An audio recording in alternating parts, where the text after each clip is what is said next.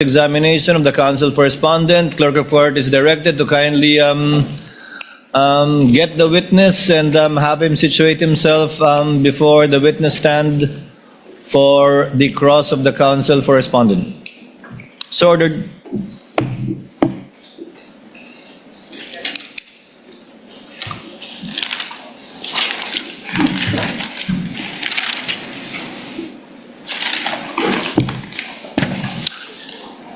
Good afternoon, Director Matibag.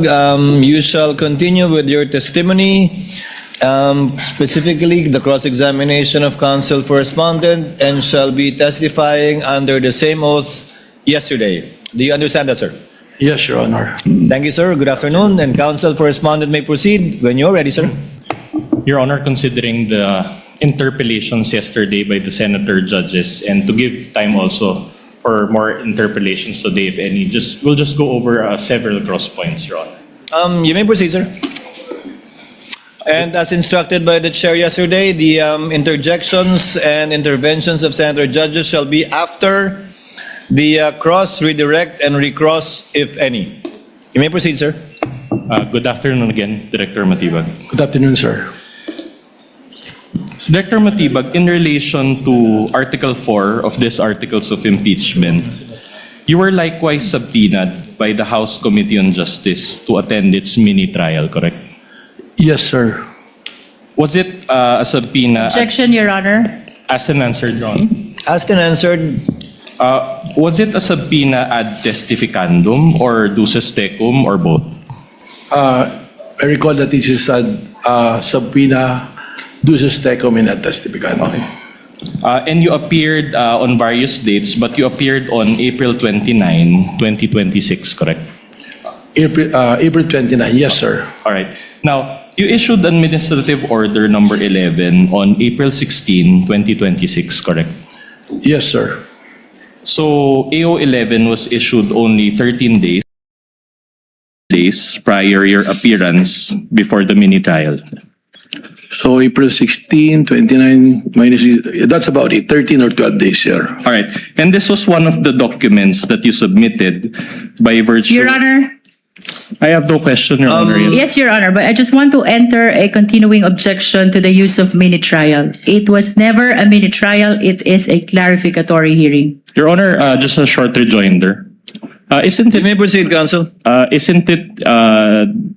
with all due respect, isn't it Representative Luis Tro who termed such proceeding as mini-trial? We just want to inquire of Representative Luis Tro. May I respond, Your Honor? The lead prosecutor may respond thereafter. We shall continue. Yes, what is your response, counsel? The prosecution has been very consistent that what we did in the Committee on Justice of the House of Representatives is never a mini-trial. It is a clarificatory hearing consistent to the House rules on impeachment and even consistent to the provisions of Article 11 of the Constitution.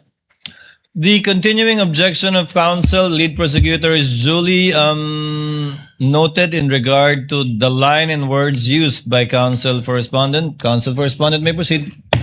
All right. Going back, this was one of the documents that you submitted by virtue of the subpoena duces tecum, correct? AO number 11. Yes. In fact, AO number 11 was first mentioned in public during that April 29, 2026 hearing, correct? In that hearing, yes, but I cannot recall if what's been made public before. All right. But you mentioned it in that hearing. I think it was mentioned, All right. yes, sir. Now, AO 11 pertains to the creation of a special task force. Is it not? Yes, sir. All right. And according to the whereas clause, and I will read it and I'll quote it. It says, threats to the life of the president constitute a grave offense with far-reaching implications on national stability, public safety, and the continuity of government. Do you confirm this? Your Honor, sir, may I we- request for a copy of Yes, the please. document so that I can examine it? Very well. Thank may you. I ask my co-counsel, Your Honor, to provide Director Assisting Matibag counsel with a- for respondent may approach. Likewise, assisting counsel for the prosecutor may approach the witness.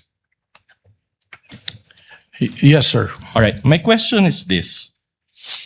Are threats to the life of the Vice President constitute a grave offense with far-reaching implications on national stability, public safety, and the continuity of government? Your Honor, objection, please. What's What the is the ground, Your ground for Honor? the objection? The question of the defense is speculative. Overruled. Witness may answer. The threat to the president and all other Attention to paragraph 13 of the minutes of the meeting and allow me to read. Number 13, are you aware of the threats? Your Honor, please, may we confront the witness with the document? Very well, Your Honor. We will provide Assisting- the hard copy and we will display also or flash on the screen a soft copy of such document. Assisting counsel for both parties may approach the bench and confront the witness with a copy of the document that the counsel for the respondent is referring to. Kindly proceed, counsel. All right. It says paragraph 13 or question and answer number 13. Are you aware of the threats? Answer. May press con kasi earlier than that. Sabi niya lang gusto daw siyang patayin daw according to her ni speaker. That was during a press conference the day before, November 22. So my question is, can you confirm that this is part of the NBI's own records?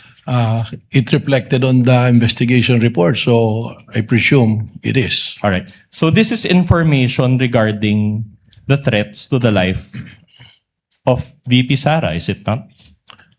Nakalagay po doon, may threat daw po. Alright. Tama po. And when you became NBI director in February 2026, did you conduct a motu proprio investigation to help her? I was informed by the investigating officers that it was considered the threat that was mentioned to the Vice President. In fact, personalities were subpoenaed, including the Vice President, 2 times in order to aid the National Bureau of Investigation in this investigation. However, to no avail, there was no attendance from the personalities that was invited. All right. So let me clarify. Under your leadership already, did the NBI subpoena VP Sara for this? We never subpoenaed because we noticed that every time proper subpoenas was issued to the Vice President, she will never attend a subpoena. And your basis for saying that is the subpoena connected to the first investigation, correct? Not only that, in a lot of proceedings, including the proceeding in the impeachment at the House of Representatives, I noticed that she never attended. So that was your motivation for not issuing a subpoena. Anyway, under your leadership, Your Honor, please, may I move to strike from the record the word motivation? The witness never said motivation. Let it remain in the record. Witness may, counsel may proceed. all right. So under your leadership, did the NBI subpoena former Speaker Martin? Wala pa po. Wala. But do you intend to issue a subpoena against him? Actually, when we're investigating the issue on the 18 Marines, if the 18 Marines was able to issue their statement properly, we intend to subpoena Speaker Martin Romualdez. Okay. So under your leadership, did the NBI subpoena those who were present during that November 22 press con?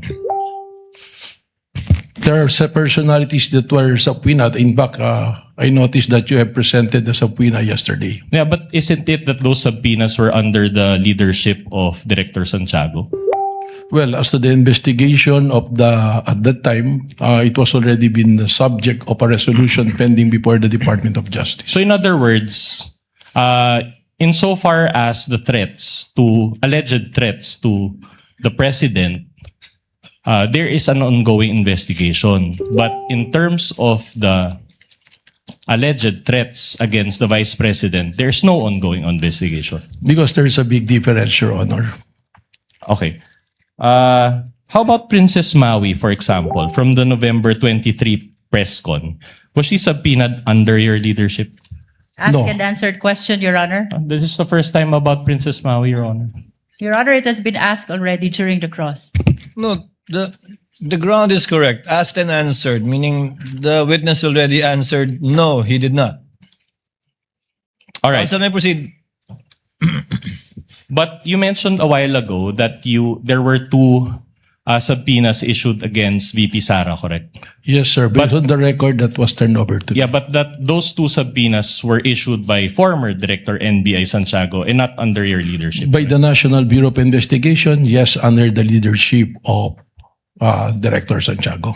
But just to clarify, under your leadership, no subpoena. The subpoenas, Asked and answered, Your Honor. Asked and answered. Move on, Counsel. All right, I'll move on. Now, you mentioned yesterday that for grave threats and inciting to sedition, these are still pending before the DOJ. Asked and answered, Your Honor. Asked and answered, Counsel. All Move right. on. You likewise mentioned yesterday that you have an ongoing investigation. And my question is this for the alleged contracting for the assassination?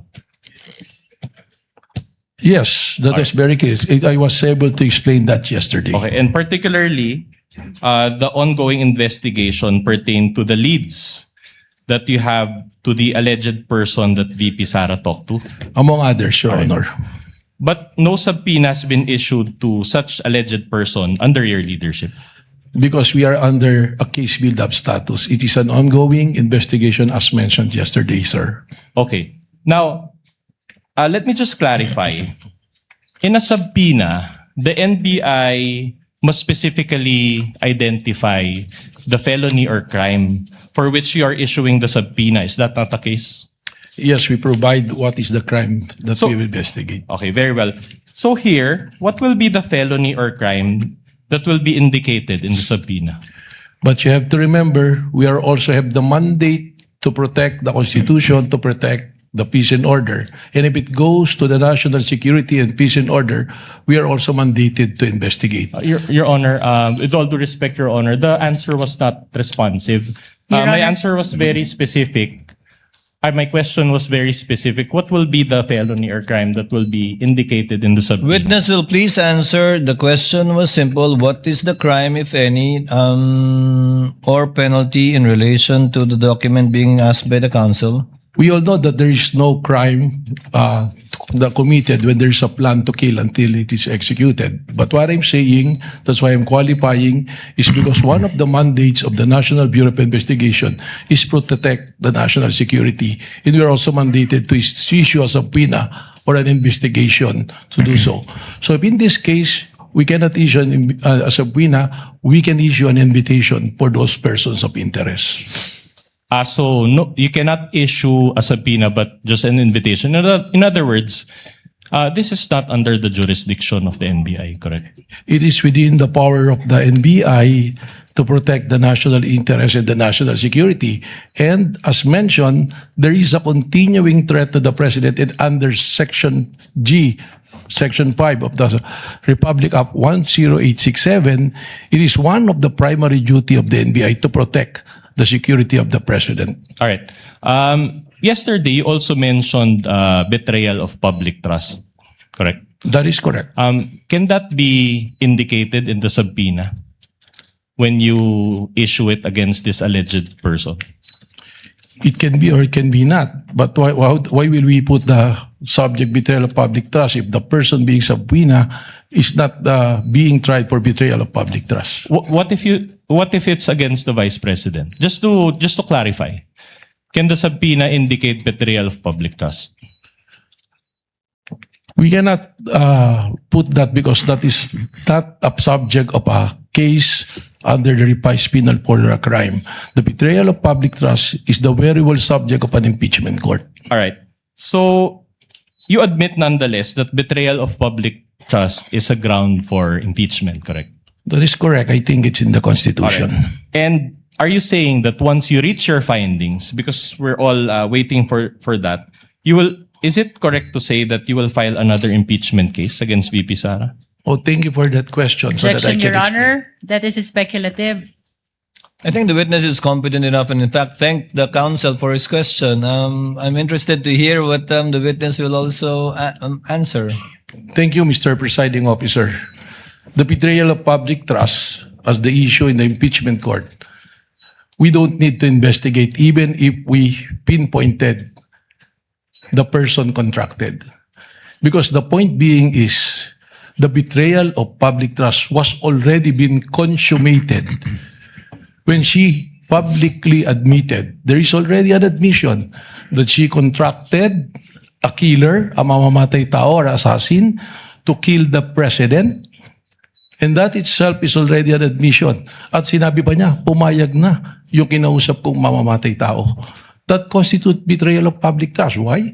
Because the oath of office of the president, sabi niya, she will execute the law and do justice to every man. So, pag nagbalak kang pumatay at ginawa mo yan, that is no justice to every man. It's not execute the law. Execute the president yung gusto mong gawin dyan. Your Honor, with all due respect, Your Honor, I know that NBI Director took pains in explaining his answer, but his answer already contains conclusions of fact and law. And may we ask, Your Honor? May I respond, Your Honor? I'm not yet done. In keeping, Your Honor, with this court's ruling last week, may we ask, Your Honor, that it be stricken off the record, Your Honor? My answer was pretty simple. And it is Counsel not for responsive. the lead prosecutor. My question was pretty simple. Sorry. Your Honor, ang depensa po ang nagtanong kung mapapatunayan na nag-commit ng betrayal of public trust, kung sasampahan pa ng impeachment ulit at sinasagot lamang po ng testigo, Can we get- consummated na ang betrayal of public trust dahil may kausap ng tao na pumayag na to execute the President, the First Lady, and the former Speaker. That's precisely the ground for our motion, Your Honor. Can we get the ruling, Your The Honor? motion to strike off is denied. Let the answer of the witness remain in the records. That was his answer, counsel. However, interpretative it may seem with respect to the law, since the witness was qualified yesterday as not only being the NBI director, but also engaged in the legal profession for decades and is in fact a former law dean. Let that remain in the records for the consideration of the senator judges. You may proceed, counsel. All right. My question is this. Are you conducting your ongoing investigation to substantiate this current impeachment case? Again, sinabi ko na po, kung ang pagbabasihan is betrayal of public trust, nandoon na po. Bakit po namin hinahanap A yung simple- kinausap na papatay? With all due respect, Detective, simple yes or no will do. Hindi po, dahil sinabi ko na Alright. nga, Can you rephrase your question, counsel? So are you conducting the ongoing investigation to substantiate this current impeachment case? no need to substantiate because it's already been established. All right. The Now, answer, Director Matibag, so the answer is you are not investigating anything in connection with the current ongoing impeachment case. Yes, because it's already been established.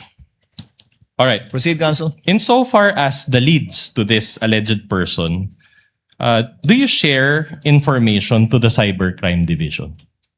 Kasama po ang Cybercrime Division sa aming pong committee. Kaya kung ano po yung mga findings na nandoon, kasama po sila kung sila po ang pumunta. Subalit, kung ito po ay meron pong level of security na hindi naman kailangang malaman ng Cybercrime Division, hindi po namin ito ibinabahagi sa kanila. All right. So because after all, the Cybercrime Division is Your part. Honor, please. What's the question? What's the objection? May we know if the defense is making a manifestation or raising a question? I am going to the question. He was Your about to ask a question, I believe, counsel.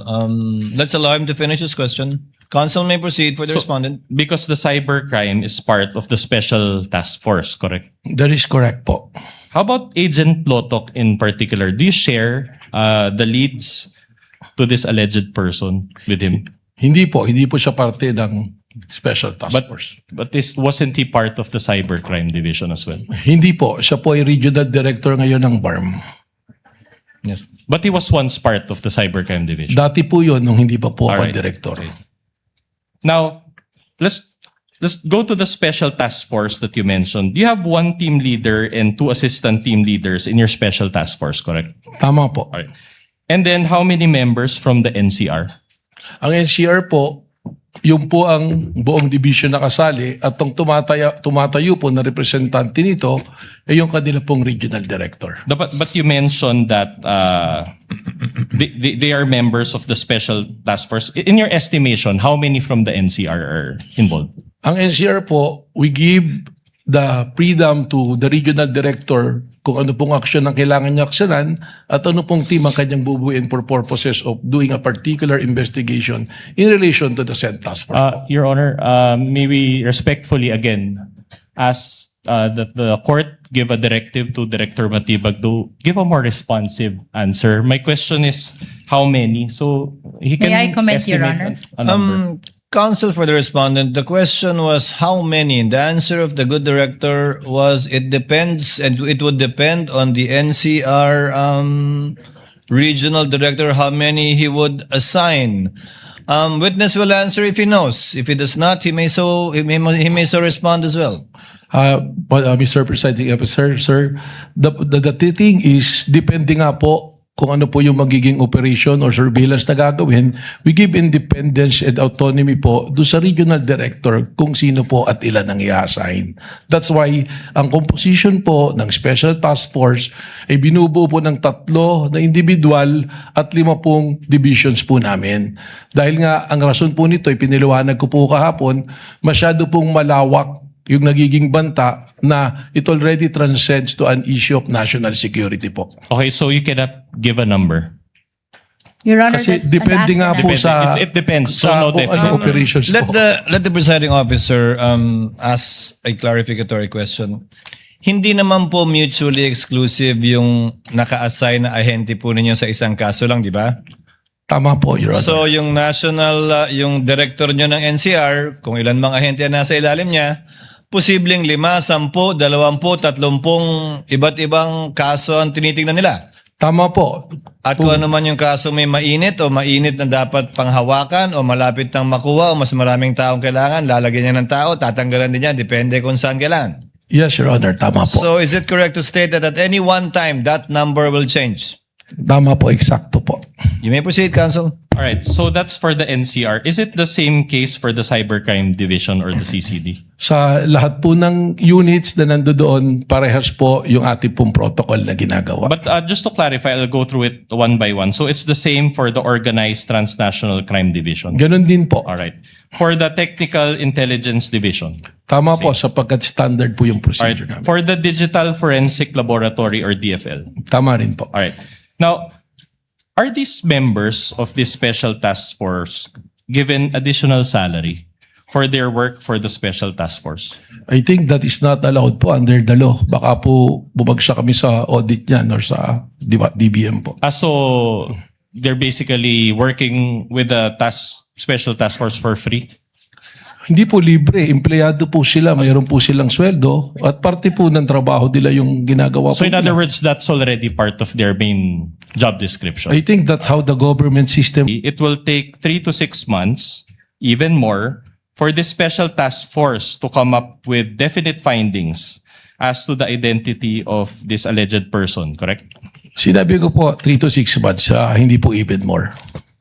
Okay, we'll just check the transcript for that. But at any rate, will this task force continue to exist and operate until you finally identify this alleged person, or does it have a time limit? Kailangan po aming matagpuan yung pong taong binanggit na kinausap po. So as long as you cannot provide a concrete output, the special task force will continue to exist. Asked and answered, Your Honor. Asked and answered. Move on, counsel. All right. By the way, does NBI have intelligence funds? Wala po, sir. All right. Now, you also mentioned about the Rage Coalition event yesterday in Club Filipino on April 12, 2026, correct? Tama po. All right. Now, this was already around 14 months from VP Sara's press con, correct? Tama po. Now, my question to you is this. Was VP Sara present in that April 12, 2026 event? Wala po siya, sir. All right, no. Now, you mentioned also the concept of kinetic force. Can you recall? Yes, sir. All right. Now, my question to you is this. Despite the lapse of 14 months and the absence of VP Sara in that event, you still concluded that this event was still part of what you call kinetic force. Is that the case? Tama po. All right. And based on your findings, this kinetic force came from VP Sara's November 23, 2024 press con, correct? Hindi lamang po yun. Ang sinabi ko po ay may pagkakaugnay sapagkat yung pong statement na I want to cut his head, gusto kong kunin ang ulo niya, at ang sinabi din po ni Mayor Baste, isang ulo lang ang kailangan namin, ang ulo ni Pangulong Bongbong Marcos. All right. So, you mentioned also that there was a participant in a PBBM rally that shouted, "Barilin na yan."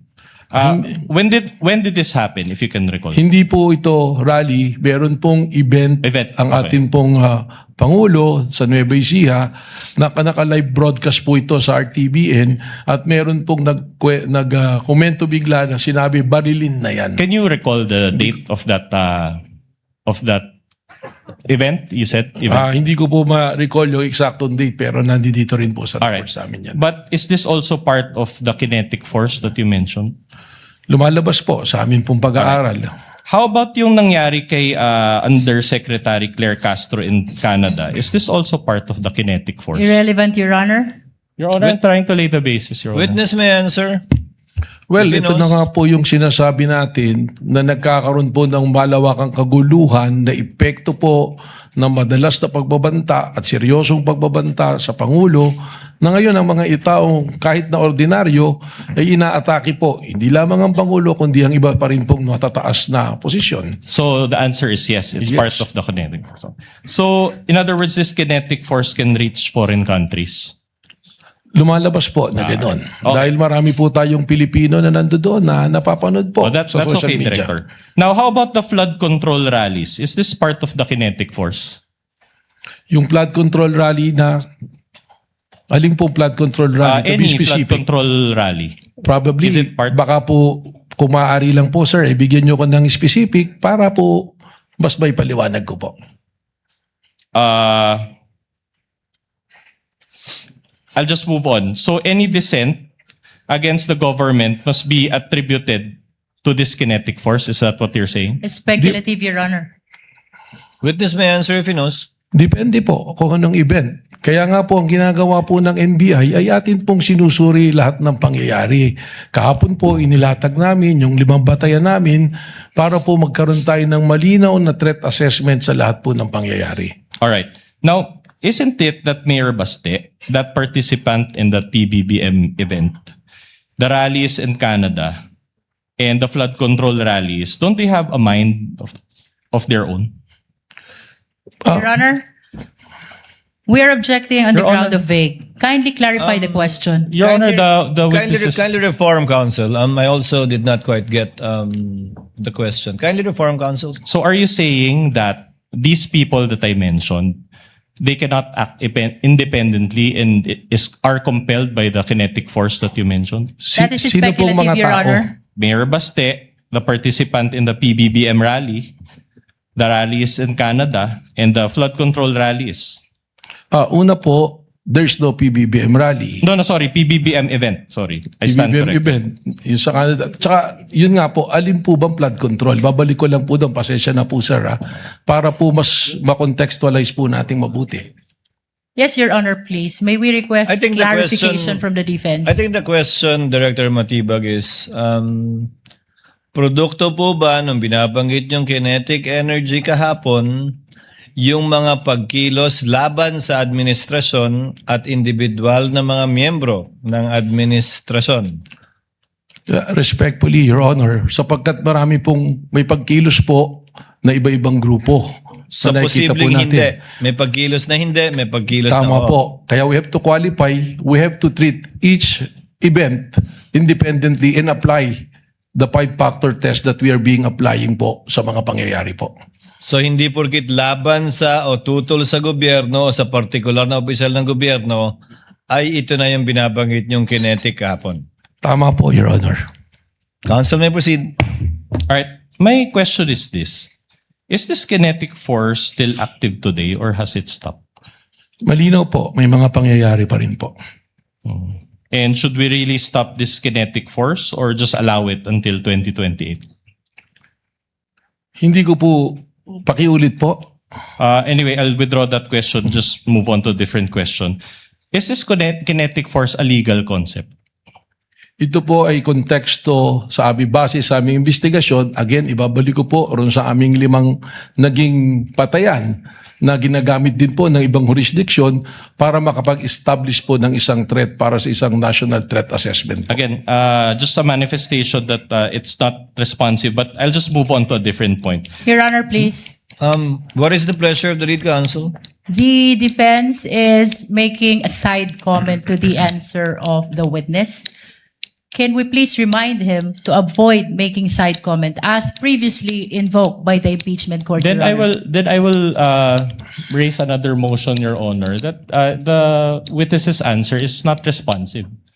Counsels, let this not be a debate between and amongst the two parties. Let the witness answer and give his testimony. Counsel, you may proceed. All right. Was the Rage Coalition event a political rally? Palagay ko po, sapagkat ang nandoon po ng mga political party po ng PDP Laban at yung pong reforma na pinamumunuan po ng dating Speaker Bebot Alvarez. All right. And as a lawyer and as a former dean ba, director or current dean? Former All po. right. So as a nag-resign na po lawyer ako. and a former dean, you are aware that political speech is constitutionally protected, correct? Depende po kung anong talumpati. You have to qualify. And unless we are under martial law again, Mayor Baste should be able to freely express his dissent to the government. Your Honor, correct? that is speculative. Let the witness answer.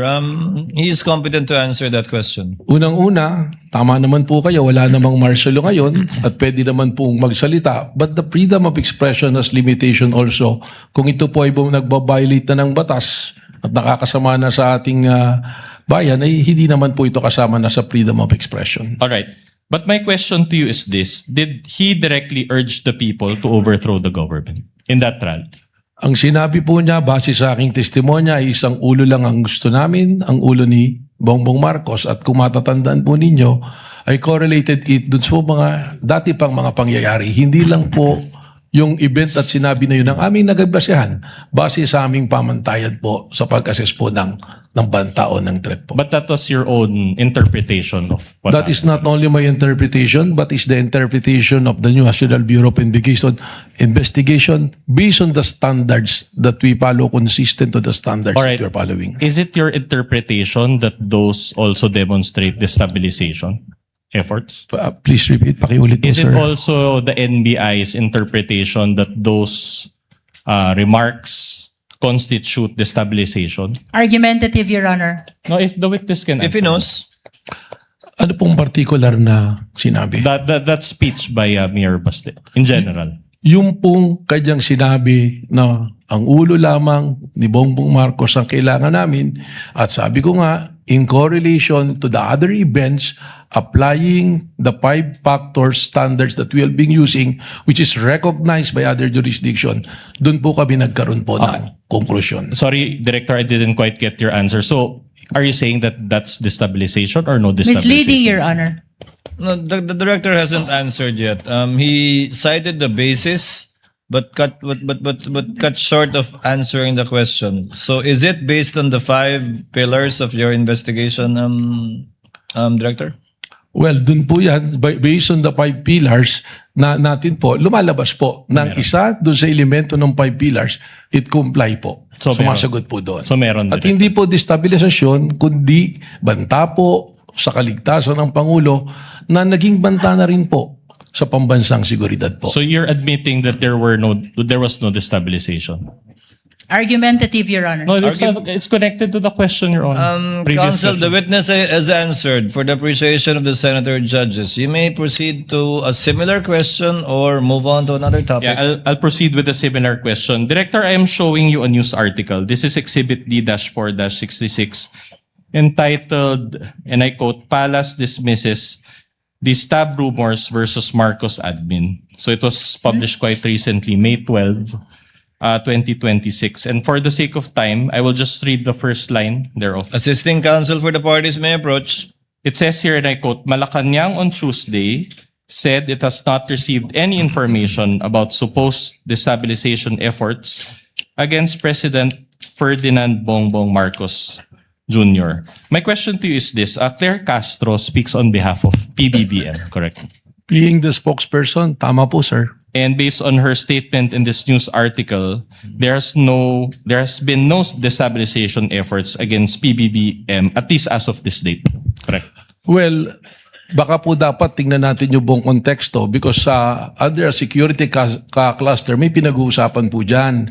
Maaaring ang tinitingnan niya na walang destabilization, there is no destabilization from the rank of men in uniforms. So hindi po natin masasabi na yun na yung kabuuan talaga. All right. I'm showing you another recent article, Exhibit D-4-67. This article is June 12, 2026. So again, quite recent. And again, for the purpose of time, I'll just read the title. It says, Sara Duterte, I won't grab Marcos's position. My question to you is this. Isn't this news article also consistent with no destabilization efforts that Claire Castro previously mentioned? Base po sa aking binabasa, baka mas maganda po si Vice President Sara Duterte makasagot dito because she's speaking of a state of mind. Sa isip po niya yan eh. But if you know, you Your cannot- Honor, may I comment? What is the comment of the lead prosecutor? The witness never said that there is destabilization. As a matter of fact, what he said during the earlier question is threat to the life of the president amounts to threat to national security. Now he is being asked about these pictures concerning the stab. This is misleading, Your Honor. asked and answered. The observation of the lead prosecutor is noted. It was not an objection, counsel. Proceed, counsel Alright. for respondent. Now, yesterday, you identified an unsigned and unnotarized document which allegedly pertains to an affidavit of Arturo Las Cañas. Correct? Yes, sir. All right. Now, if you know, is this the same Las Cañas who appeared before the Senate in 2016 and 2017? Yes, sir. Okay. So, in fact, this is the same Las Cañas who was charged by the Senate panel led by then Senator and still Senator Panfilo Lacson with a recommendation for perjury. Is he not? Hindi ko po nabalitaan yung kung sinarge siya ng perjury. But if it's on record, then the answer will be yes. All right. Well, he was, or maybe we can confirm it later with Senator Judge Lacson. But, and this perjury was committed during a Senate committee hearing, if you know only.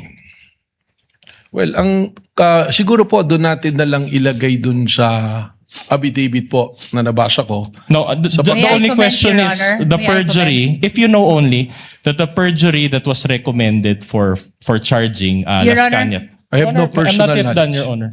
I think, Your Honor, the witness is incompetent to answer that If question. he knows, counsel, I asked think Your the Honor. witness already said that he's not aware of it, but that if it is on the record, then most likely it is true. That was the response of the witness earlier. All right, I'll just move on to a new point. Now, allow me to read a statement of Senator Lacson, and then I'll ask questions thereafter. May we request, Your Honor, that the witness be confronted with a document if I think the defense is reading from a document? Yes, Your Honor. We will The provide the hard guidance of the copy. witness, Your Honor. We will provide the hard copy, and then we'll also show the soft copy on the screen, Your Honor. Assisting counsel is authorized to approach All right. I will read. from both parties. I will read and I quote Senator Lacson. Ang may papayo ko lamang kay SPO3 Las Cañas, kung ang layunin ng inyong quote-unquote extrajudicial confession ay mapanagot sa ilalim ng batas si Pangulong Rodrigo Duterte at iba pang personalidad, marapat lamang na maliban sa inyong salaysay, may maipakita ka pang bukod at ibang ebidensya. Kung wala, ay maaaring masayang lamang ang oras ng mga tao dito dahil baka walang kahihinatnan ang isinasagawa nating pagdinig sa araw na ito laban sa sino mang mga taong idinadawit mo. Are you aware of this statement by Senator Lacson against Las Cañas? Ngayon po, nabasa po. You're aware nabasa ko now. po. All right. At any rate, you mentioned yesterday that you did an open source investigation to obtain the Las Cañas document, correct? That is correct po, sir. But to be candid, was it just Google search? Hindi po. Are you at liberty to disclose what method you used in that open source investigation? We were provided, dito po nagsimula yan, we got hold of a copy. Retracted and changed his testimony. No? After several hearings, nag-retract siya. But hindi po ako nag-file ng perjury. Gusto ko lang i-correct yun. Ang recommendation po sa Roman numeral number 6, recommendations, part po ito ng committee report. Ano? In view of the foregoing, the committee recommends the following. 1, amendment of the revised penal code to increase the penalty for the crime of perjury. Yun po yung context. Na dahil committee report ito, nagre-recommend ako na i-amend yung revised penal code, particularly sa crimen ng perjury. Pero gusto ko lang i-correct na hindi ako nag-file ng perjury. Thank you. The manifestation is noted. Counsel for the respondent may proceed. But at your at liberty to disclose who searched for that Las Cañas document. Ito nga po, yung pong dokumento, we got hold of it. Sabi nga po natin, meron po kami mga tinatawag na amin pong mga informants at mga source. It was provided to us. Nung ibinigay po sa amin to, hindi naman po ibig sabihin ay amin kaagad itong paniniwalaan. At tama po kayo. That's okay. I can ask subsequent questions regarding to that. So actually, my question is, after you had obtained this document, did you subpoena Las Cañas to verify the contents of those documents? Hindi po, sapagkat he is nowhere to be found. That's enough. So without verification, you decided to believe the contents of the document that you obtained? Again, ibabalik ko po ron sa 5 nating factors. Isinama lamang namin po ito, isa dun sa mga factors na sinasabi po natin, yung pattern of violence na tinatawag. At doon po, nandun sa paragraph 270, sinasabi nga po na may kinalaman sa extrajudicial killing si dating Mayor Sara Duterte at in fact, sabi pa nga niya, huwag nyo nang barilin, kidnapin nyo na lang. Pero bago po kami dumating doon sa punto na gamitin yun, tingnan na po namin yan. Alright. Sorry to interrupt you. So the short answer to my question is yes. Pakiulit po yung Alright. tanong ninyo. The question is, did you decide to believe the contents of the document without verifying it with Las Cañas? Yun nga po yung sagot po ko po, hindi Yes. kaagad. Kaya po ikinikwento ko nga kung paano po namin nagamit yun. Alright. So hindi po kaagad namin pinaniwalaan. Okay. Your Honor, may I just manifest that the defense is actually misleading already the witness. He kept on raising the question, did you believe right away? When as a matter of fact, the witness is Your explaining. Honor, I never meant, sorry. Counsel, with all due kindly respect. let the lead prosecutor finish. The witness has been saying that he did a lot of things after receiving the affidavit of Las Cañas, to the extent of going over the 5 factors that he testified to yesterday. But after that first question, so that means yes. The defense said yes. To his question, did you believe to that right away, to that affidavit? The position of the witness, Your Honor, is no. Short Because- rejoinder, Your Honor. Actually, asked and answered by the witness. That is his response, counsel for respondent, to your question. Yeah. Move on, counsel. Yes, Your Honor. We are satisfied with that answer. But another follow-up question. So without verifying it, sorry. That's misleading, Your Honor. Allow him Sir, to finish the ju- question, just- counsel. just on What the is the point- pleasure of Senator Judge Cayetano? Just on your ruling, may be clarified because the question was, pinaniniwalaan mo ba? Ang sagot niya, hindi ka agad. So counsel was asking for yes or no. I just want to be clarified. Hindi pinaniniwalaan agad, does that mean afterwards pinaniniwalaan mo na or never mo pinaniniwalaan? Just so that the record is clear. Just that clarification. There should be no. Thank you, Senator Judge Cayetano. Alan. Witness will please answer. Yes, Your Honor. Kaya ko nga po ikinikwento yung buong pangyayari para po makita kung paano po kami dumating doon sa punto na ginamit po doon sa pattern of violence yung pong affidavit na ito. So, liwanagin ko po Director Matibag. Opo. Hindi nyo agad pinaniwalaan nung simula, pinadaan nyo rin sa inyong SOP sa investigasyon, kalaunan, pinaniwalaan na ninyo at sa ngayon, pinapaniwalaan po ninyo yung nakasaad dun sa dokumentong yun. Kalaunan po, ito ay ginamit na namin na isa katapos po naming idaan sa proseso po. So, pinaniwalaan nyo na, pinanghawakan nyo na, kumbaga. Sa ngayon po, tama po, Your Honor. Okay. And pinapaniwalaan yun without issuing a subpoena to Las Cañas and clarifying the matter with him? Asked and answered, Your Honor. It's a different question, Your Honor. We're already at this point. Witness may answer. Pakiulit po. So, you mentioned na pinapaniwalaan nyo na siya ngayon as clarified by the chair. So, are you saying that pinapaliwanaan nyo na ngayon without issuing a subpoena to Las Cañas and verifying it with him? Hindi po nag-issue ng subpoena kay Las Cañas, pero meron pong naging verification process. All right. But not with Las Cañas. Who is the author of that document? As and answered po, Your Honor. The presiding officer would like to remind the witness to kindly avoid making a ruling for and behalf of the presiding officer. Pasensya na po, Your Honor. But the gentleman would have been correct. The presiding officer would have said the same thing. Thank you for saving me the trouble. But try to avoid that, Director Matibag. Sorry po, Your Honor. All right. Thank you. Thank Counsel you. may proceed. All right. Director Matibag, yesterday I identified 2 videos and you related it with the alleged pattern of behavior of VP Sara, correct? The first video that you showed, I think, involved the sheriff. Tama po. All right. But that incident, will you confirm that that incident took place on July 1, 2011? Yes, long time ago po. So around 15 years ago. Tama po. And did you still find it relevant to use that video? Under po dun sa 5 factors namin, ang tinitingnan po natin sa pattern of violence is the historical behavior. All right. Kasama po yun. With the permission of counsel for respondent, what is the pleasure of Senator Judge Ontiveros? If I may, Mr. Presiding Officer, before the defense moves on to a next question, just to ask a follow-up question of the previous topic. On this matter? On the matter of the Las Cañas affidavit, Mr. The Presiding lady Officer. may proceed with that question on Las Cañas only. Salamat po, Mr. Presiding Officer. Follow-up question, Mr. Witness. According to your testimony yesterday, you reviewed Arturo Las Cañas' affidavit as part of the larger investigation concerning the Vice President's capacity to carry out the alleged threat. Sa pagkakaalam po ninyo, Director, at batay din sa larger investigation na iyon, sinagot po ba ng Vice Presidente sa anumang paraan yung mga alegasyon sa affidavit na yon ni Las Cañas? Your Honor, marami po kasi kaming, yun nga po yung gusto kong ipaliwanag, marami po kasi kaming mga ikinonsider na tinatawag natin po na open source intel. Yan na po yung mga news, mga report.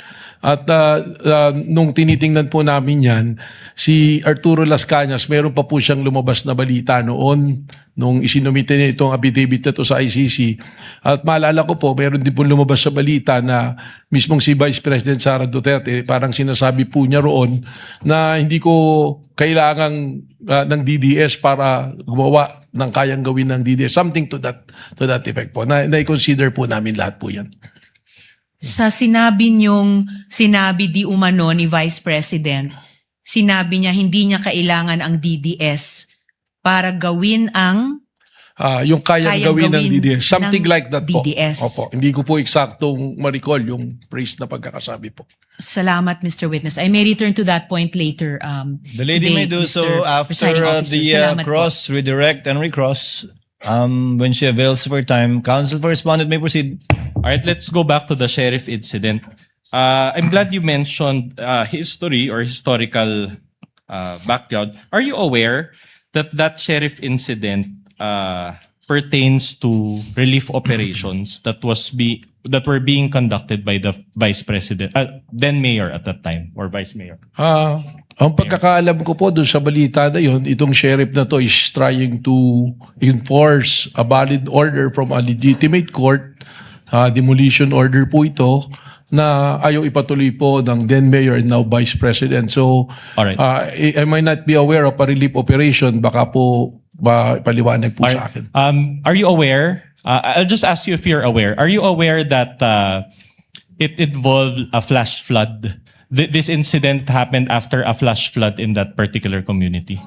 Hindi po lumabas siya If you sa know, balita. if you know. All right. I have no knowledge of that. Are you aware that VP Sara asked that sheriff for an extension of 2 hours just to help the victims? Yung po yung lumabas sa balita. Alright. And this sheriff and the demolition that you mentioned involved the demolition of informal settlers in that area. Opo, kaya po may order of eviction. Ibig sabihin po, informal settlers po yung Are you papalish. aware that 30 people died during that incident?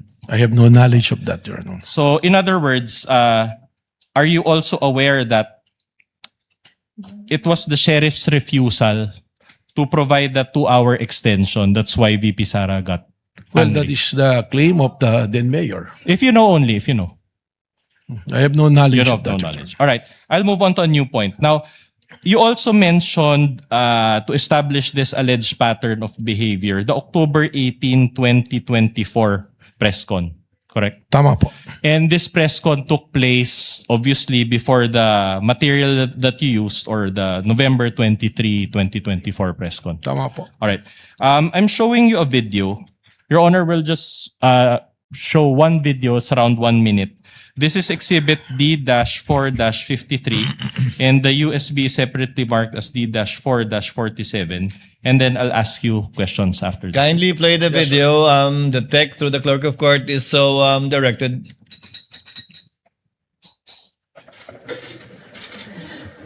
Inulit ng bata, louder this time.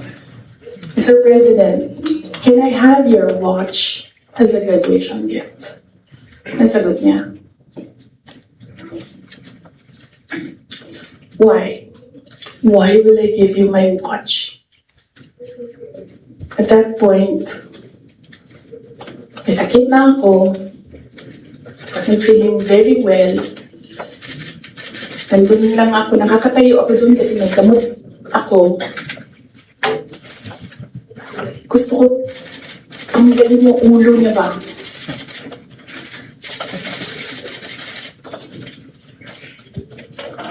I realized toxic na yung relationship.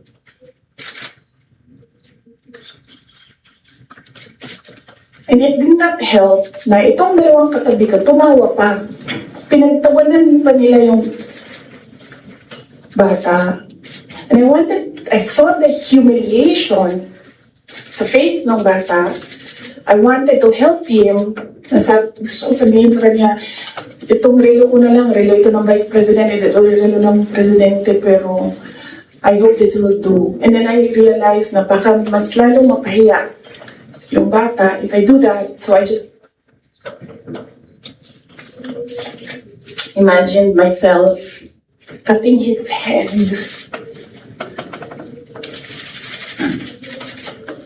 Gusto ko ganun din ang All right. So is this the First of all, did you watch this whole video, Director Matibag? I've watched not the entirety of the video. Not the entirety, Yeah. because it's a long video. It's That's correct. almost 2 hours. But my question to you is this the video where you based your finding that VP Sara said, gusto kong tanggalin ang ulo niya, imagine cutting his head off? Is this the one? Yun po. Alright. Yun po yung video na yan. And will you agree with, wasn't this press con heard by the general public? Opo. And didn't VP Sara say her statements in jest? Well, It's speculative, Your Honor. Honor, the witness is smart enough and competent enough to answer. Nevertheless, Your Honor.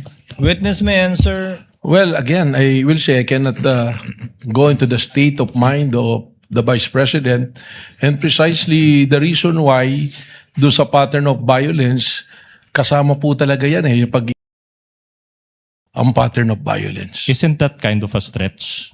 It's argumentative, Your Honor. Argumentative. Move on, counsel. Nothing further, Your Honor. Thank you. Salamat po, sir. Redirect. Lead prosecutor. Any redirect? Your Honor, may I request for a 5-minute break? Instead of granting the break, Chair will open the floor for the interjections and interventions of some of the senator judges. You have your 5 minutes, counsel. Senator Judge Erwin Tulfo, thereafter Senator Judge Lacson, thereafter Senator Judge Rafi Tulfo, and hopefully Senator Judges Villanueva and Pangilinan. That might be in excess of 5 minutes already. We will just, Your Honor. we're making the most out of the 5 minutes. Yes, Council for the Just one manifestation, Your Honor, Yes, Counsel. regarding the interpellation of the good Senator Ontiveros. We just want to set for the record, Your Honor, that insofar as the Las Cañas affidavit, the Vice President was never given an opportunity to respond to it Formally. formally. Noted, Senator And- Judge. Yes, Counsel? Counsel for the respondent, anything additional? And the VP was also not made to answer to the what's it? And it was not part of the impeachment complaint, Your Honor. For the record. Noted. Noted. Senator Judge Erwin Tulfo, you have 2 minutes, sir. Thank you, Mr. Presiding Officer. Sa ating pong testigo, kahapon po nabanggit ho ninyo na meron na po kayong persons of interest na umano'y kinausap na po ng VP Vice President Sara Duterte para patayin umano ang Pangulo, First Lady at former Speaker of the House. Ang tanong ko po, paano pala ho ninyo ito natalisod o natunto ng impormasyong ito? Gayong sa kanya pong press con, wala naman pong siyang sinabi kung sino mga taong ito. Sinabi niya lang na may kinausap na ho siya. How did you find out?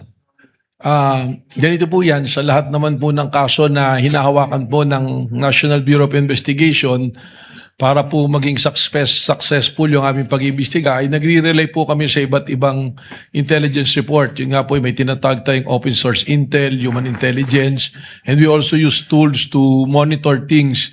At nag-trim down po tayo niyan, tinitingnan po natin hanggang dumating tayo dun sa punto na mayroon pong resolusyon yung ating pong kasong tinitingnan. With regards to po sa persons of interest, yung prosesong din yan po ang atin pong sinundan. Okay.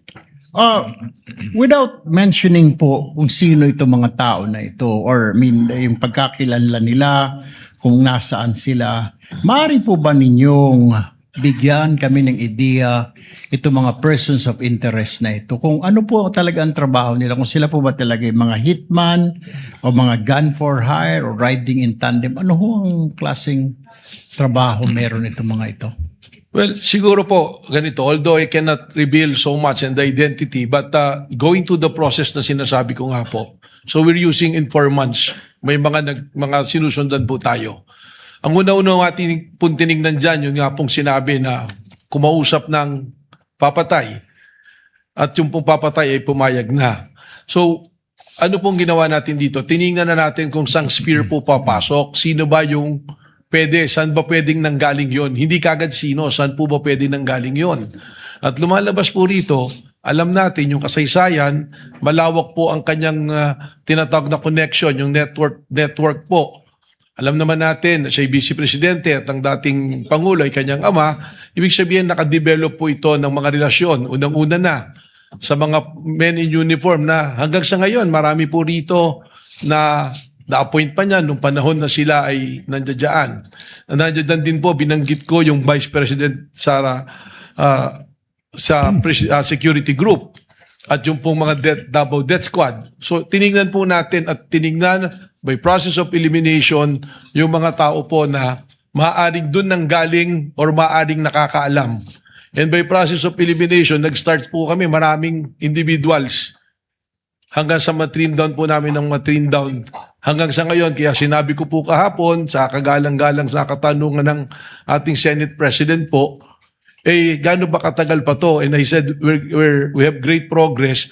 Dahil lang simula po kami sa marami ngayon na trim down na po namin sa iilan na personalidad po.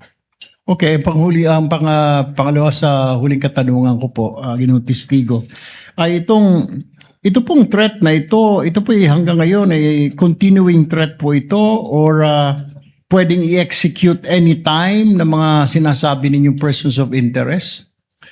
Yun na po yung atin pong pangamba na nakikita. Because hindi po natin nakukuha. Sigurado po tayo na may kinausap at pumayag, subalit yung pagkakakilanlan ng taong kinausap ay hindi pa rin po natin nakukuha.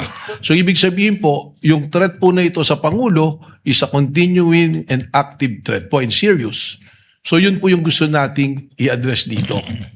Panguling katanungan na lamang, Mr. Witness, naimpormahan na po ba ang Pangulo at ang kanyang PSG para alam ho nila ang kanilang gagawin at hindi po sila malingat sa kanilang seguridad? Meron po kaming tuloy-tuloy na pakikipag-ugnayan sa ating sa palasyo po. I will not mention who exactly yung mga kausap po namin doon, but there's always continuing threat assessment po na ginagawa po kami. Thank you, Mr. Witness. Presiding Officer, thank you. Thank you, Senator Judge Erwin Tulfo. Senator Judge Lacson. Thereafter, we will recognize first, with the indulgence of Senator Judge Rafi Tulfo, the lead prosecutor for her manifestation. As I understand, she asked for time for a huddle to determine whether she will still conduct redirect. So, Senator Judge Lacson is recognized. You have 2 minutes, sir. Thank you, Sir Presiding Officer. Follow-up lang ito doon sa mga points raised by Senator Judge Rafi Tulfo kahapon relating to 3 similar cases. Ronald Mas, Mayor Baste Duterte, saka VP Sara. Hindi ko na bibelabor yung Ronald Mas and Mayor Baste kasi aware naman ako doon sa Rule 113 Section 5, yung sa warrantless arrest, na hindi pwedeng apply. Nagkamali nga yung NBI kay Ronald Mas, kaya na-dismiss yung case, di po ba?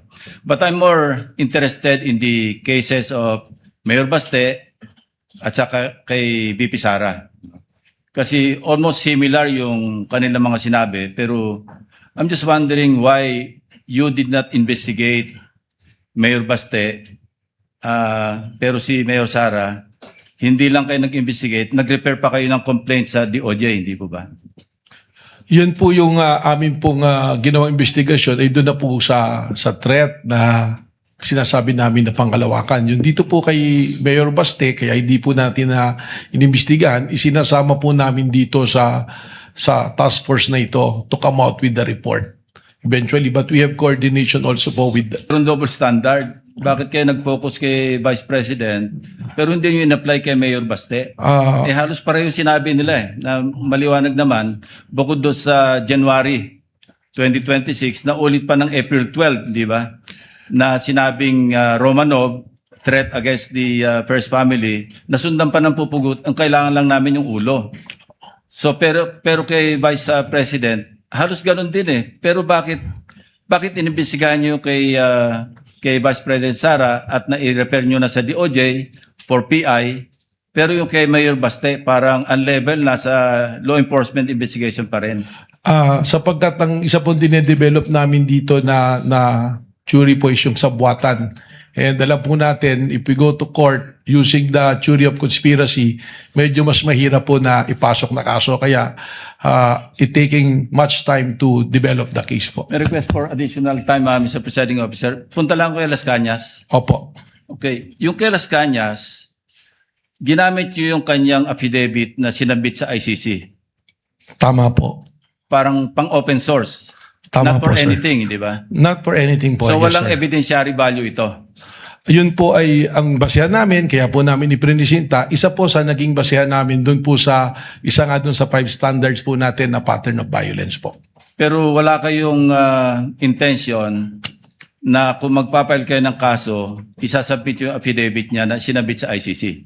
As a matter of preference lang po for the purposes of establishing the pattern of violence. But to directly papanagutin po sa isang crimen or what, sa palagay ko po baka po hindi ito tatanggapin ng korte po. Yeah, kasi kung open source, hindi nga tatanggapin ng korte. Tama po. Kasi kung open source, kung nag-extend pa kayo, in-expand nyo yung open source information gathering, dapat sana nireview nyo rin yung aming committee hearing dito. No? Yung na-mention kanina ng defense, na initially, deny talaga si Arturo Las Cañas tungkol sa DDS, EJK, etc. Eventually, nag-retract siya talagang 180 degrees. No? Sinabi niya, totoo yung EJK. Hindi ba dapat part din nyo ng open source information gathering ninyo? Tama po. Actually, nung binasa po namin yung affidavit, may isang paragraph doon na nagtukoy nga dyan na nag-testify as binawi. Ang sinundan na po namin dito At naalala ko po, meron kasing new report do sa 24 oras after ng pre-trial po sa ICC. Nagkaroon po ng interview kay Las Canas kung saan sinasabi niya yung affidavit na ginawa niya na isinabit sa ICC. At nung kinukumpara po namin doon sa sinasabi niya, lumalabas na yun po. Pangatlo na po yon. So, Alam nyo, iba yung affidavit niya, yung kanyang testimony sa Public Order and Legal Drugs Committee, which as I said earlier, I chaired. No? Kaya alam ko yung familiar ako. Then after that, nag-retract siya. Talagang complete turnaround. Tama po. So I even consulted a retired justice na kaibigan ko, ano bang mas patimbang dito? Ang sabi niya, ang talagang jurisprudence, yung original na statement, ang mananaig, kesa doon sa parang binaligtad na statement. Which I also agreed. Ang point ko lang is, bakit parang namili lang kayo ng open source? tiningnan po Kung namin. tinignan nyo yung sa ICC na sabit na pagkahaba-haba, sa akin nga po sinabi kanina, pangatlo na po yung magkaibang affidavits ni Arturo Las Cañas. May nauna, may pangalawa, pangatlo na po itong pinapakita sa screen kahapon.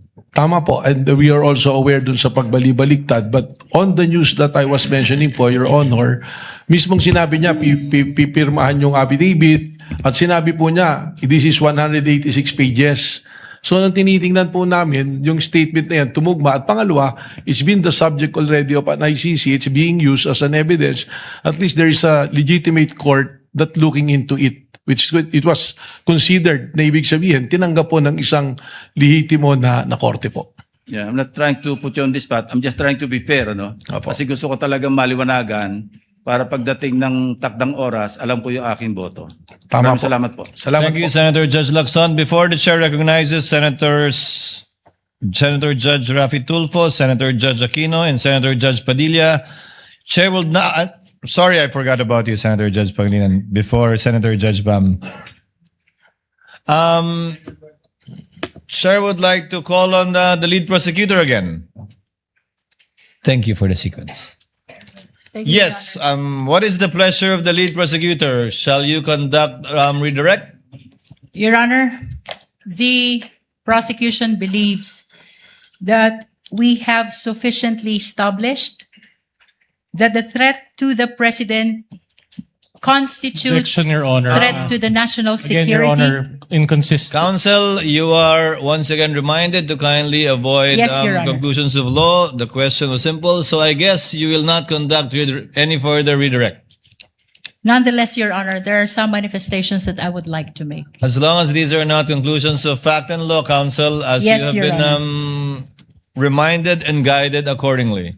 You may proceed. It is the position, Your Honor, of the prosecution that we have established already. Objection, Your Honor. Again, this is a conclusion of fact and law, Your Honor. Counsel, the counsel for respondent is correct. I will give the same limitation to whatever manifestations he will make in this regard. Let me do it for you. I guess you're not conducting any redirect anymore because you're I have another satisfied manifestation, Your Honor. and you're contented with the witness given, with the testimony rather given by the witness you presented.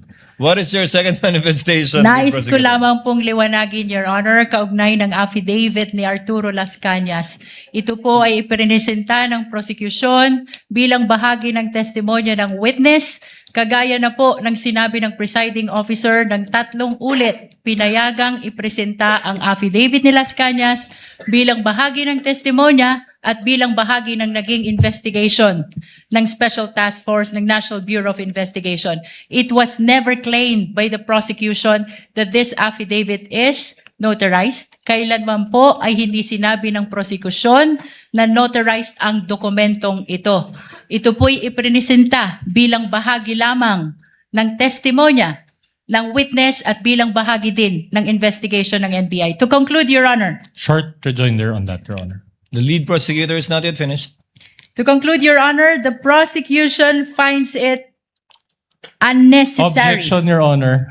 Same ground. Allow the lead prosecutor to finish. The prosecution finds it unnecessary to conduct redirect examination. Thank you, counsel. Duly noted.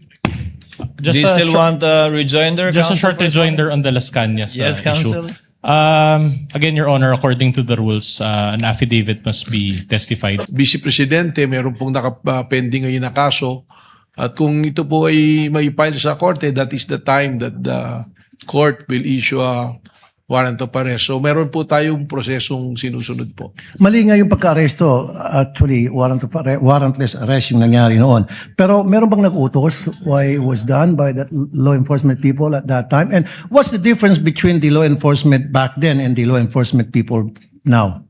Well, I can only speak po for my bureau na NBI.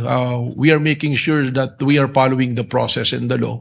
In any case, wala pong malaki o maliit na kaso.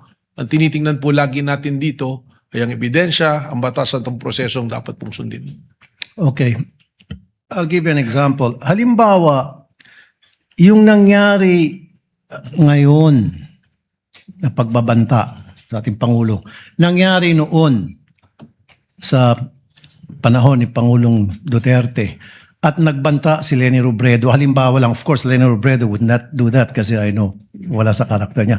Nagbanta si Leni Robredo kay Pangulong Duterte at matindi yung outburst niya at pagbabanta. At ganon din naggagawa ng follow-up ang kanyang anak. What would have happened? Sa tingin niyo ba, possible na merong gagawang pag-aaresto si PRD tulad ng ginawang pag-aaresto dun sa mga teachers, sa teacher, construction worker, at unemployed college graduate? Well, respectfully, it's calling for an opinion but siguro meron po akong pwedeng pagbasihan. Base na rin po sa inyong sinasabi na construction worker, teacher ay inaresto dahil sa banta. Posible po. May possibility na baka arestuhin po kaagad ang Vice Presidente noon. Thank you, Mr. Witness. Thank you, Senator Judge Rafi Tulfo. Senator Judge Villanueva may proceed with his interjection when he's ready. You have 2 minutes, sir. Thank you, Presiding Officer, Mr. President. Just two quick questions to our dear witness. Your Honor, malaking bahagi po, Director Matibag, nung sa talakayan dito sa korte at ng buong sambayanan, whether or not natukoy na ba yung sinasabing alleged tinutukoy ng pangalawang Pangulo doon po sa kanyang video. At binanggit niyo po na may inaasahan po kayong development sa loob ng 3 hanggang 6 na buwan. Maaari po ba niyong paliwanag, Director, sa pangkalahatan lamang po kung ano po yung layunin ng mga natitira pang bahagi sa investigasyon po ninyo? Just to clarify lang po, no? Kasi when you testified that the individual's identity will become clearer, does it mean, sir, that the Bureau is now focused on confirming or verifying the identity of a particular individual referred to by the respondent rather than determining whether such person exists in the first place? Kumbaga po, yung tanong lamang po dito, sinasagot po ay sino na yung kinontrata rather than hindi po yung meron nga bang kinontrata? Your Honor, 2 bagay po para makarating po tayo dun sa kasagutan sa inyo pong katanungan. Una, sinabi ko nga po with certainty, meron kinontrata. Ano po yung basihan? Mismo ang Vice Presidente na publicly, it is an extrajudicial admission na tinanggap na niya at sinabi na niya na meron akong kinausap na mag-assassin o mamamatay tao para patayin ang presidente at siya ay pumayag. So that is an admission na meron po. Pangalawa, bakit po natin tinutukoy at tinahanap? Dito na po pumapasok yung kailangan natin siyang makuha, hindi upang sabihin na kami talaga ay nag-usap ni Vice Presidente. Kasi yun naman pong sinasabi ko nga, yung pag-uusap na may papatay at hindi naman nagawa, wala naman po tayong pinag-uusapan na krimen doon. Pero ano po ba ang tinutugunan namin sa paghahanap namin sa tao na yon, sa individual na yon? Yun na po yung sinasabi namin that we have to address the issue of national security, the safety of the President, which is a primary mandate of the National Bureau of Investigation. So pagkat ang banta po sa Pangulo, kapag ito ay seryoso tulad po nitong banta na ito, ito rin po ay dadaos ng ligalig, kaguluhan, at disrespect po sa ating law and order. And that is the very purpose of the existence of the National Bureau of Investigation. Yung binanggit nyo na may mga persons of interest, so yun nga po, no? Tinutumbok na po nito na nandun na po kaya kayo dun sa sino ang kinontrata rather than meron nga bang kinontrata. Tama po. Clip B. Whatever you can picture, you can generate. Want something wild like a man closes his laptop and transforms into Iron Man? I mean, forget even watching it. Just make yourself. Sa ebidensyang nakalap po ninyo, sabi niyo sa NBI at meron po kayong nakikitang impormasyon na nagsasabi gusto kong malaman kung meron po kayong nakikitang impormasyon na nagsasabi na aktibo pa rin po ba ito noong 2024 kaya naging part ito ng inyong assessment sa kapasidad ng respondent? Sa amin po investigasyon lumalabas na meron pa pong mga existing. At katunayan, without naming names, ganito po, ilagay na natin sa konteksto na nagsimula po kami sa maraming pangalan and we narrowed it down. Siguro ito na inaantay ng marami rin na finally ma-identify natin. We are narrowing it down already to less than 20 individuals at may mga pangalan na po kami nito. Sa katunayan po, yung iba po rito, kausap na po namin yung kanilang mga pamilya o kakilala. So, ganun po yung proseso. That's why sinabi ko, baka in 3 to 6 months, we can finally identify kung sino yung personalidad na yun po. Let me wind up, Mr. Presiding Officer. No, in relation again to the Davao Death Squad that we were talking about, aktibo pa po ba sila noong 204? Aktibo pa rin po ba sila sa kasalukuyan sa inyong nagpapatuloy na investigasyon? Tinatanong po natin ito, Ginoong Pangulo, para malaman natin kung yung ginamit po ng National Bureau of Investigation ay base lamang dun sa historical background na binabanggit po kahapon o meron po na nakalap na mga bagong impormasyon ang NBI na hiwalay na impormasyon tungkol po dito. Well, again, kanina po tinanong po ng kagalang-galang Senator Erwin Tulfo, we are not limiting it to the Davao Death Squad. Sabi ko nga po, meron pong mga aktibo pa sa serbisyo na men in uniforms at kasama rin po dito ang Vice President Sara Security Group po. So even those who are actively involved right now, men in uniform, is that what you're saying? That is something that I can say because general naman, it will Kindly not go wind to the up. identity. Yeah, that will be meron all, po. Mr. Presiding Officer. Thank you, Director Salamat Matibag. po. Salamat po. Thank you, Senator Judge Villanueva. Senator Judge Aquino is recognized. You may proceed, sir, when you're ready. You have 2 minutes. Maraming salamat, Mr. Presiding Officer. Isang tanong lang po kay Director Matibag. Doon po sa AO11, nakalagay po doon yung mga miyembro ng task force, no? At yung isang miyembro po doon ay mula sa Transnational Crime Division. Opo. Nabanggit nyo po nung isang araw na nasa punto na po kayo sa inyong investigasyon na chine-check po ninyo kung hindi lang ito isang tao pero kumbaga grupo na po ito or may plot, may ploy, may nagkukuntsaba para dito po sa posibleng pagpatay kay President Marcos. So nagtataka lang po ako sa AO11 kasama yung Transnational Crime Division. So my question is, sa inyo pong investigasyon, meron bang transnational nature itong posibleng pagpatay sa presidente? Meron bang foreign intervention or mga players na hindi po Pilipino sa inyo pong investigasyon? Yan po ay isang sa purpose talaga kung bakit namin isinama para alamin kung sino po. Alam naman po natin, para patayin ng isang presidente, hindi po isa o dalawang tao lang nag-uusap dito. You need yung kakayahan mo, yung capacity doon po pumapasok. Kailangan ng pera, kailangan ng network, kailangan ng tao.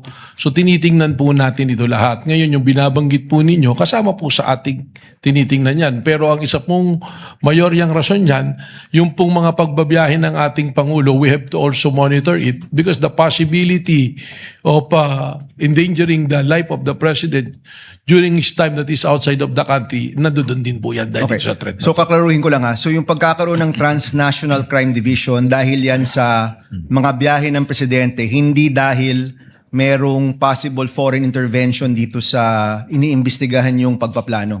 That is also an angle being considered, but that's not the main reason po. Alright, salamat. Salamat po. Thank you, Senator Judge Aquino. Senator Judge Padilla is recognized. You may proceed, sir, when you're ready. You have 2 minutes. Maraming salamat po aming ginoong tagapamahalang hukom at sa atin pong ginoong Pangulo. Meron po akong katanungan para sa prosecution. Sa akin pong mga kaibigan sa prosecution. Napakahalaga po sa bawat pagdinig ay yung nagsasabi ng katotohanan. Tama po ba? Tama po. Opo. Pagka ang isang witness po ay naging halimbawa ng paiba-iba ang sinasabi, ano pong tawag dito? Di ba po kasinungalingan? This is a hypothetical question, Apo. Your Honor. You are not referring to any particular witness? Si Las Cañas po. Yung inyo pong pinakitang affidavit, Your Honor? alam niyo po, hindi pa po ako tapos, kaibigan. Good morning. Okay. Lungkot po para sa amin na marinig na merong kayong ibinigay na affidavit na nabahiran dito po sa loob ng Senado. Dito sa plenaryo ng Senado ay nabahiran ng matinding masasabi nating kasinungalingan sapagkat magkaiba ang kanyang sinabi. October 3, 2016, sinabi niya walang kinalaman ang Pangulong Rodrigo Roa Duterte. February 20, March 6, na iba na ang istorya. Ang tanong ko po, ano ang tawag sa taong paiba-iba ang sinasabi? Di ba po sinungaling? May I answer, Your Honor? Opo. Kagaya po ng aking binigyang linaw kanina. At paulit-ulit na rin pong sinabi ng ating presiding officer. Pakisagot na lang po kasi yun lang po ang tanong. Tama po ba o mali na tawaging sinungaling ang taong iba-iba ang sinasabi? I'm sorry, Your Honor, but I need to qualify my answer. Mr. Presiding Officer, isang simpleng tanong lang po. The lead prosecutor may agree or disagree or state a different characterization. I can state a different characterization if I'm asked by the good Senator Judge. You may disagree or agree with the Your statement Honor. of the Honorable Senator Judge Padilla. Feel free to say no or yes, Counsel. Kagalang-galang ng mga Senator Judge